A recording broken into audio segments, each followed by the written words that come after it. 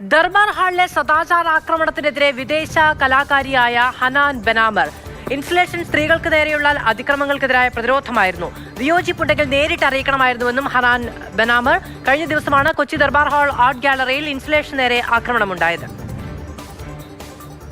It was very painful and sad to also hear that it was colleagues, artists that did this action, as they call it, or vandalism as we call it,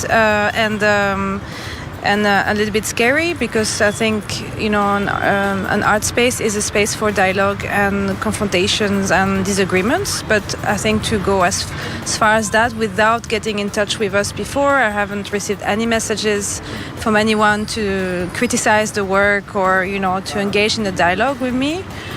So I find that really problematic and disrespectful. Arun Shankar വിവരങ്ങളുമായി ചേരുകയാണ്. അരുൺ, അവർ വലിയ പ്രതിഷേധത്തിലാണ്. സ്വാഭാവികമായി മറ്റൊരു രാജ്യത്ത് അത്തരത്തിൽ അതിക്രമം നേരിടുമ്പോൾ അവർക്ക് നിയമപരമായി നീതി കിട്ടേണ്ടതുമാണ്. ഈ ആക്രമണത്തിന് കാരണമായ സാഹചര്യം എങ്ങനെയാണ്?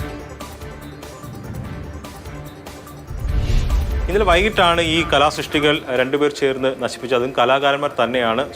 സുധാംശു, അതോടൊപ്പം തന്നെ ഹോച്ച്മിൻ എന്നീ കലാകാരന്മാരാണ് ഈ കലാസൃഷ്ടി അശ്ലീലമാണെന്ന് ആരോപിച്ചുകൊണ്ട് ഇവ നശിപ്പിച്ചത്.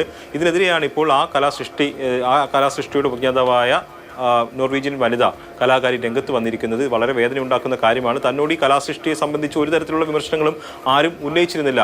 അങ്ങനെയെങ്കിൽ അവരുമായി സംസാരിക്കാൻ തയ്യാറായിരുന്നു. ഒരു വിമർശനവും ഉന്നയിക്കാതെ ഇത്തരത്തിലുള്ള ഒരു സമീപനം കാട്ടിയത് വേദന ഉണ്ടാക്കുന്നു എന്നുള്ളതാണ് അവർ അറിയിച്ചിരിക്കുന്നത്. എന്തായാലും ഒക്ടോബർ 15 മുതൽ നവംബർ 15 വരെ നടക്കുന്ന പ്രദർശനമായിരുന്നു, രാജ്യാന്തര പ്രദർശനമായിരുന്നു. അങ്ങനെ നിരവധി കലാസ്നേഹികൾ അവിടെ വന്ന് ആ പ്രദർശനം കണ്ടു മടങ്ങിയിരുന്നു. അതിനിടയിലാണ് രണ്ട് കലാകാരന്മാർ തന്നെ ചേർന്ന് ഇവ നശിപ്പിച്ചത്. ഈ വിഷയത്തിൽ പോലീസിനെ സമീപിക്കുമെന്നാണ് ലളിതകലാ അക്കാദമി പറഞ്ഞിരിക്കുന്നത്.